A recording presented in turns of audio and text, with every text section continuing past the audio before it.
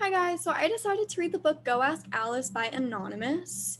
And some of the disorders that were talked about were eating disorders and substance abuse disorders, and some preconceptions I had about eating disorders that people typically had low self esteem about themselves or their bodies, and they usually had a hard time eating food normally again after they've developed such disorders.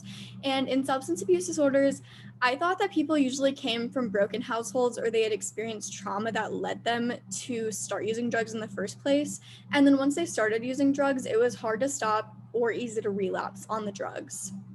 And so, since I'm a psychology major, I kind of know a little bit more about substance abuse than the average person. And I feel like the average person usually sees TV shows and movies where they show like the untypical good nature of drugs, that they're fun and they're cool, and they don't really show the bad consequences that come with using drugs.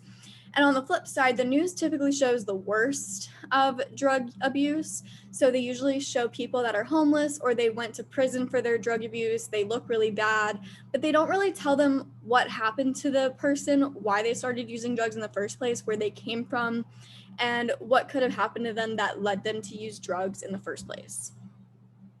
So Go Ask Alice is actually a teenage girl's journal that was found, and it talked a little bit about eating disorders, not too much, but I still wanted to bring it up. So Alice had a crush on this boy, and she thought if she lost weight, she would be more appealing to him. So she started on this really strict diet, which was basically anorexia nervosa.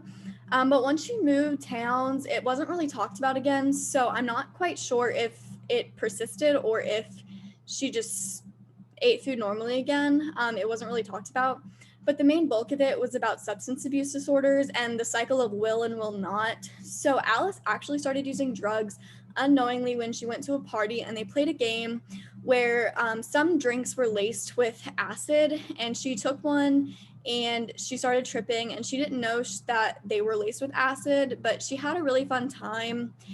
However, she did say that drugs were not good, and she said that she would never ever do them again.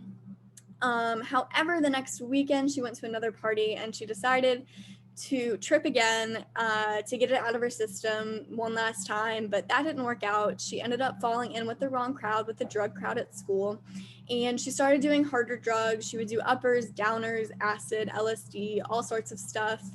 And she became friends with this one girl, Chris, and they got into a relationship kind of with these two guys who were drug dealers. And so they started pushing drugs for them until Chris and Alice found out that they were actually gay. And they were really repulsed by this because they were only selling drugs to children because of these boys. So they decided to quit drugs altogether, go to San Francisco so they wouldn't be tempted too much. However, Chris got a job and her boss invited her to a party, and they would party and do drugs until one party, they both had a traumatic event where they were sexually assaulted by her boss and her husband. And so they decided to go back home, and they said that they would never ever do drugs again, that drugs were the root of their problems. However, this didn't last too long and they started using drugs again.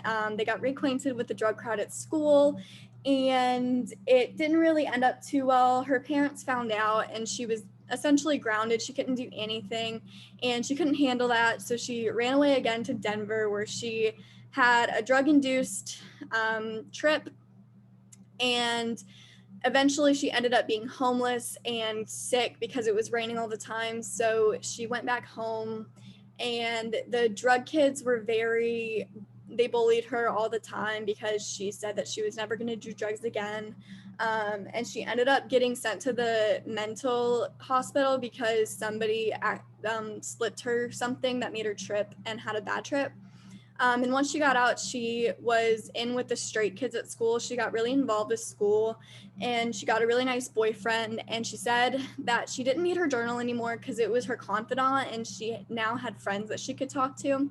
So she stopped keeping journals.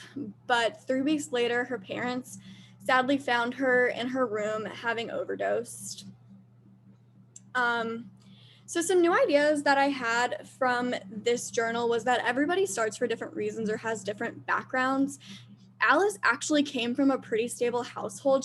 It was a two-parent household, and she had two younger siblings, and they were pretty loving. There was no abuse whatsoever in the household.